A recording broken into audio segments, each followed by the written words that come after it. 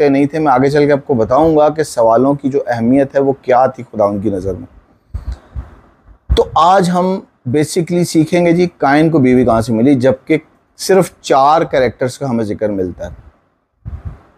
सवाल पैदा होता है, क्या बाइबल में कोई खला है? क्या बाइबल अधूरी है?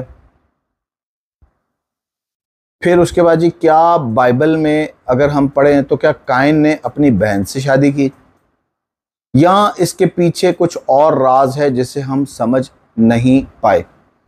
तो ये सवाल जो है ना, शुरू में जो मैंने आपसे किया है, काइन को बीवी कहाँ से मिली, और मैंने आपके सामने वजह भी रखी कि जब हम बाइबल के पहले औराक, चंद औराक पढ़ते हैं तो उसमें हमें सिर्फ 4 कैरेक्टर्स मिलते हैं, आदम, हवा, हाबिल और काइन।